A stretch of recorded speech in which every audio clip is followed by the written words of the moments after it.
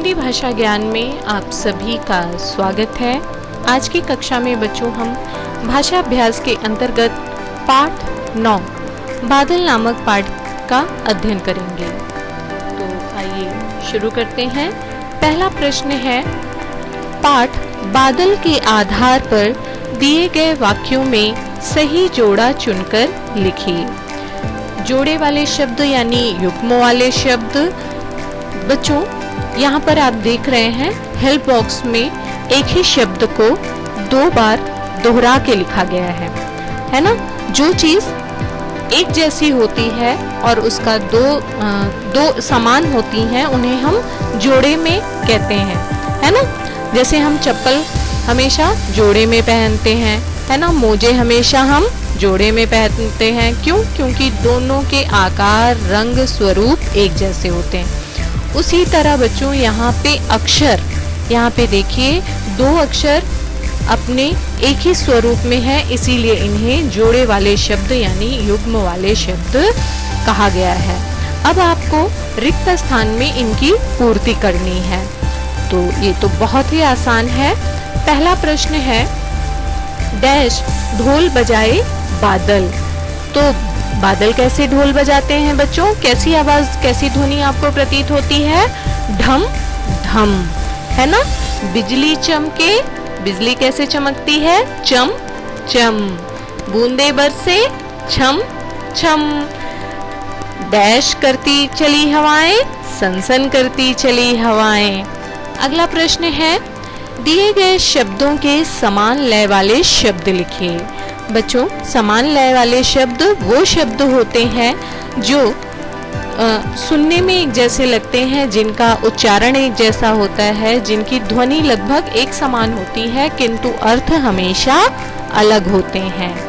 तो ये तो आप बहुत सरल है, यहाँ पे मैंने बना रखा है। आप खुद से भी शब्दों को लिख सकते हैं, जैसे बोले डोले, उमड़े घुमड़े, बजाए सजाएं, सुनाए हवाएं, चमके दमके, काले जाले। इनके अलावा भी आप कोई शब्द लिख सकते हैं। लेकिन ध्यान दीजिएगा बच्चों, यदि प्रश्न में दिया रहेगा कि पाठ में दिए गए शब्दों के, है ना, पाठ से आपको लिखना है, तो आपको पाठ में ही आए समान लय वाले शब्दों को लिखना है। लेकिन जब प्रश्न में दिया है दिए गए शब्दों के समान लय वाले शब्द लिखिए, तब आप स्वतंत्र हैं, है ना। आप कोई भी शब्द उससे मिलता जुलता लिख सकते हैं। आगे बढ़ते हैं। सही शब्द चुनकर वाक्य पूरे कीजिए। अब आपको बच्चों हेल्प बॉक्स में शब्द दे रखे हैं, उन्हीं शब्दों की सहायता से वाक्य को पूरा करना है। पौधों में पानी दो वरना सूख जाएंगे। पढ़ते पढ़ते मुझे नींद आने लगी। मुझे खाना बनाना नहीं आता। आज शाम को हमारे यहाँ मेहमान आएंगे। अध्यापिका कक्षा में है। अगला प्रश्न है, नीचे दिए गए चित्रों को देखकर लिखिए कि उनमें क्या हो रहा है। बच्चों, आपको चित्र के अनुसार चित्र को देखना है और चित्र के अनुसार वाक्य बनाना है। तो पहले चित्र में क्या हो रहा है? बच्चे खेल रहे हैं। दूसरे चित्र में बारिश हो रही है। तीसरे में माँ भोजन बना रही है ना, या भोजन पका रही है। अगला, धोबी कपड़े धुल रहा है। बच्चा किताब पढ़ रहा है ना। अगला प्रश्न है, उदाहरण के अनुसार शब्द बनाइए। बच्चों, यहाँ पे आपको 2 बॉक्स में 2 अलग अलग शब्द दिए हैं, लेकिन उनमें जो अक्षर लाल वर्ण से है, अर्थात लाल रंग से, मोटे लाल रंग से लिखा है, आपको उन्हीं अक्षरों की सहायता से एक नया शब्द बनाना है और उसे नीचे वाले बॉक्स में लिखना है। ये तो बहुत ही सरल है ना।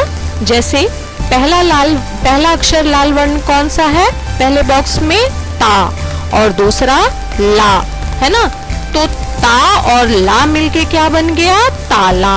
अब इसी तरह से आपको सारे बॉक्स में जो लाल अक्षर हैं उन दोनों बॉक्स के जो लाल अक्षर हैं उन दोनों लाल अक्षरों को जोड़कर नीचे बॉक्स में नया शब्द बनाना है।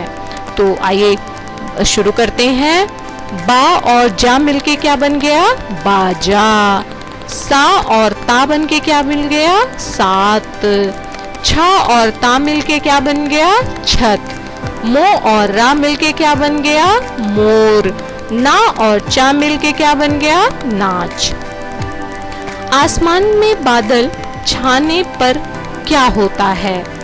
चित्र देखकर और दिए गए शब्दों का प्रयोग करते हुए 3 वाक्य लिखिए। बच्चों, यह एक चित्र लेखन है ना? चित्र लेखन यानी आपको चित्र देखना है और चित्र के आधार पर वाक्य निर्मित करना है ना? आपकी सहायता के लिए यहाँ पे हेल्प बॉक्स में शब्द दे दिए गए हैं। आपको उन्हीं शब्दों की सहायता से वाक्य बनाना है।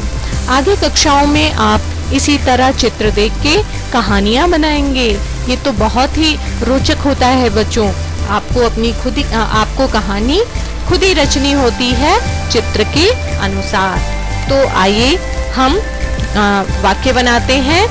बिजली चमक रही है, काली घटा छाई है, मोर नाच रहा है ना? और आप ये भी बना सकते हैं, बच्चा डर रहा है ना? बिजली चमक रही है, बच्चा डर रहा है। चलिए, तो इस तरह से बच्चों आपने अपने समस्त प्रश्न अभ्यास कर लिए हैं। अब आप इन्हें नीचे दिए गए डिस्क्रिप्शन लिंक से इनको देखकर अपनी पाठ्य पुस्तिका में कर लेंगे। आज की कक्षा में बस इतना ही। धन्यवाद।